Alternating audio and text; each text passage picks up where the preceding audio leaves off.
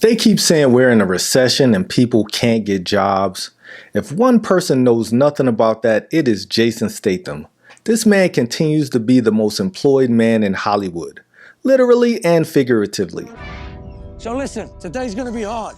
Let's all go home with the same amount of fingers that we came with. Let's get it. In his latest action romp, A Working Man, he plays Levin Cade, a working construction foreman with a past who works for Michael Pena's Garcia family construction business. When Jenny Garcia goes missing, they plead with Jason Statham to go find her, and of course you know he's going to use his particular set of skills to rescue her and make the bad guys pay. This time around, the bad guys are another group of human scum, human traffickers. So when Jason doles out his outrageously gruesome brand of justice, we cheer him on because those people most certainly deserve it. So let's start with the highlights. Jason Statham is always a highlight.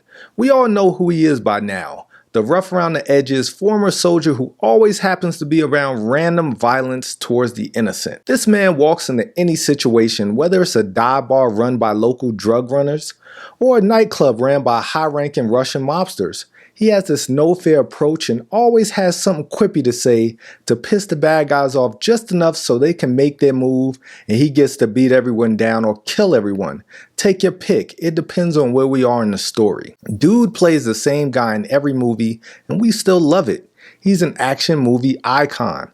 In this film, there's a subplot involving him trying to get visitation rights to see his daughter, who's wonderfully played by a young actress Isla G. This actually helped the story out quite a bit because it showed his humanity while he did the most inhumane things to the bad guys. She really was his purpose for not only finding Jenny, but to survive it all and continue being her dad. That worked in this movie when sometimes in other movies it simply doesn't. Jason Statham has a way of truly drawing you into his world so easily with very little dialogue. He always says so much with his facial expressions and his precise body movements. Another highlight to me was the look of the film. David Ayer directed this film, and while his movies are hit or miss, cause Fury, that was a hit, but the Suicide Squad, this movie did look and feel quite a bit like Beekeeper, which to me wasn't a bad thing. Throughout the movie, we kept getting drugged deeper into the world of these human traffickers.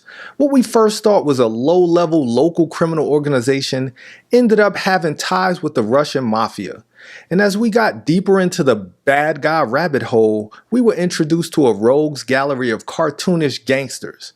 We had an M'Baku-looking drug dealer, the Cousin It-looking guy, the guy who looked like a penguin walking around with a cigarette in his mouth, the JP from Grandma's Boy looking guy who walked around with an M60 like it was a toy.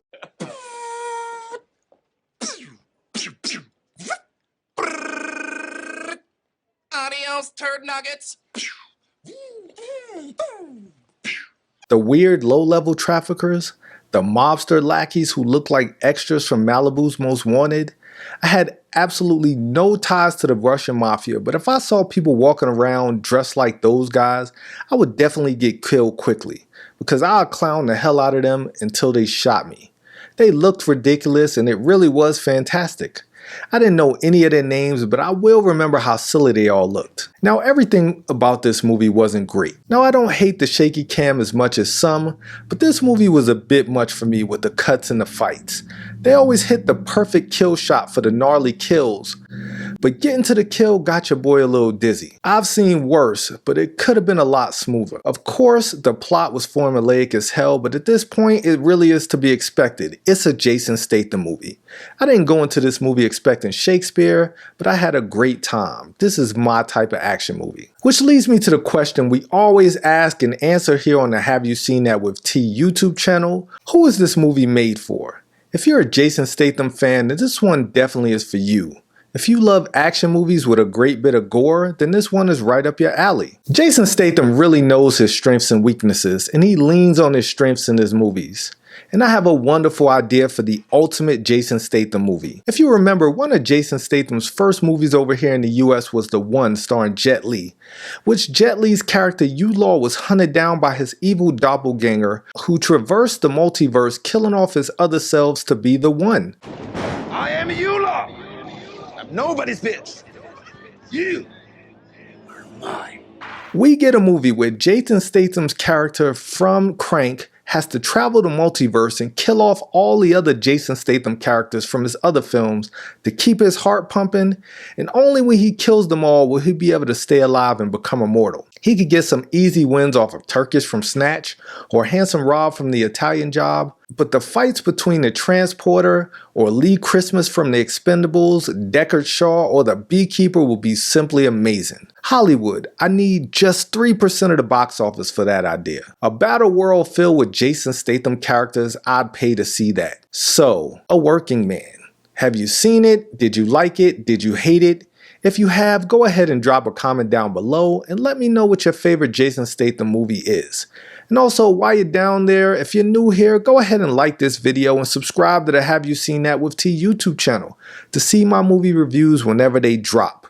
And we're getting closer to summer blockbuster season, which is the greatest time of the year for movie lovers like myself. So thanks for watching, and I'll catch you on the flip side.